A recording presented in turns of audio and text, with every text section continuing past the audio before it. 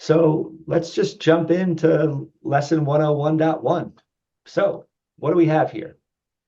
It says in this section, you'll learn how to start a project integrated with Mesh.js using two methods. First, we can set up a project from scratch following the steps below, and we'll read through those. And then the second way to do it is there's a really easy starter template.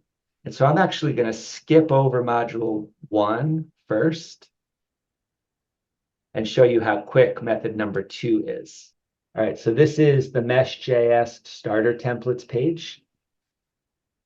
And what you can do is you can select any of these. And when you do, down below, the command right here is updating in real time. Okay, so if I choose stake pool instead, you'll see that the title of the project is staking, and it's drawing on different templates each time. So there's all sorts of incredible boilerplate that's just free and ready for anybody to use right here. Okay, great docs. I really recommend checking those out. And so you can see this command right here, npx create mesh app, with the word starter here. This is going to match what you would see if you chose the starter template here. Okay. Create mesh app with the starter template. So this is the quick way to get started. And it really is this simple, right? In your terminal window, you run this command, you can switch into that directory, and just like that, you're up and running. What we're going to do in this lesson is just a quick demonstration of these steps right here. So this is Visual Studio Code, which was suggested in Module 101.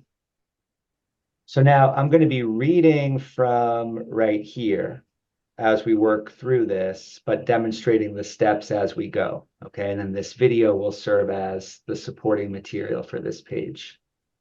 So step 1 is just to grab this npx command. And npx create next app latest TypeScript. We're not creating a mesh app with a template. This is just the straight from the Next.js documentation right here. And I forgot to use the current version of Node. NVM helps you manage different versions of Node. And this points to what Bernard was saying before. I got to make sure I'm using the right version. So there it is. Oops, let's try this command again. All right, so now we're going to work through these steps right here. And this is what's illustrated in method number 1. So we can go through, what's our project called? It can be anything. I'm going to call it Mesh App 1 as suggested there. I'm going to use ESLint. I am going to use Tailwind. More on that soon. We are, for now, not going to use the source directory, but that's really up to you. And we're not going to use App Router, but that's also up to you. And I do recommend taking a look at that if you're interested in app development. And we're going to skip even using an import alias for now, because we're just going through the steps of getting a very basic project up and running for the first time. This takes a few minutes. All Sure. right, we're up and Okay. running. Sure. Okay. Thank you, man. And so now you can see Mesh App 1 is a new directory where I'm currently working. So let's just change into that. And if I list contents, this is pretty common for just any next project. You're going to see something that looks like this. We're not going to go through all the details right here, but this is a good place to start. Next, we want to be able to use Mesh in this project. And so there's 2 dependencies we have to install. This is step 2, right? So I'm going to install Mesh SDK Core and Mesh SDK React. 2 separate libraries. You can find these in the NPM documentation and in the Mesh documentation as well. Let's install them.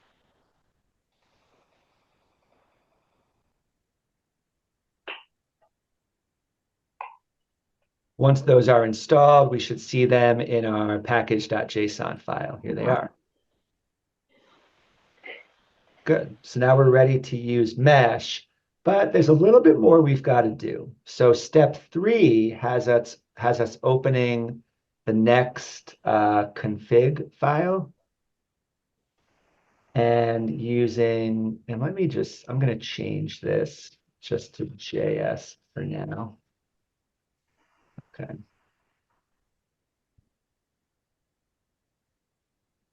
And oh no, actually that can be MJS. Well, I'll see if that breaks anything if I change that file name. But this is directly from the documentation. Once again, all I'm doing is I'm copying and pasting what's provided into my next config file. Describing everything that's possible in this file. It's a bit beyond our scope right now, but the next documentation is really good, and you can check it out anytime. Step 4, we want to open up in the pages directory this _app tsx file. And once again, all you have to do to get started is copy directly from the course page what you're supposed to paste right into here. Okay. And then finally, we want to go now to our main page, which in this case is index. And this has all sorts of stuff in it by default from Next. So actually, let's take a look at what this looks like together. And for other reasons, I'm just going to run this on a different server. So I'm about to run Next Dev, but I don't want it to be on the default port of 3000.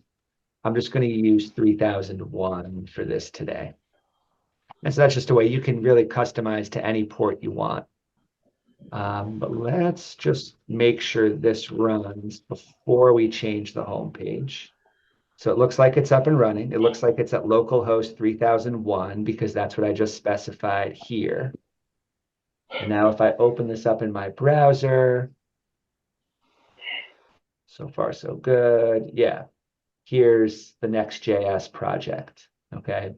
But I actually don't care to see all of that. So instead, I'm going to go into the index and I'm just going to delete everything.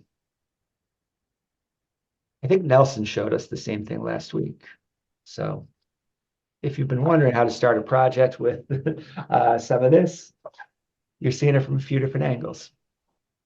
And let's just say, hello, mesh PBL on the page.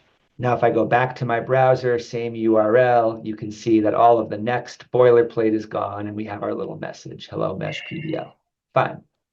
Now, the last step is we want to just add, in this example, a Cardano wallet.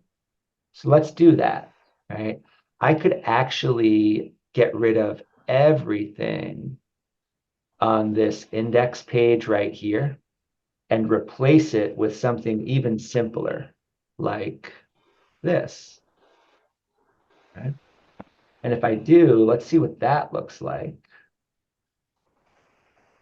Now, all I have is a little connect wallet button right here. But what's cool is that it works. So this is actually a dApp. And if you made it this far, good job. Right? Now your dApp doesn't do anything. It just connects to a wallet, but it's a pretty good place to start. And in the rest of this course, we're going to keep going by building from this application. So what did we just do? We worked through method 1, starting a project manually, and you just saw these steps on my screen, right?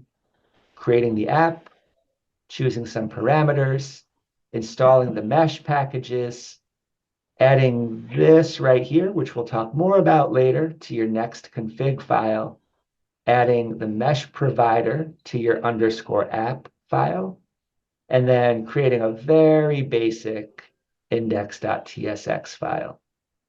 We're still running the server, so we can see all the results of this right here. And that would be the conclusion of lesson 101.1.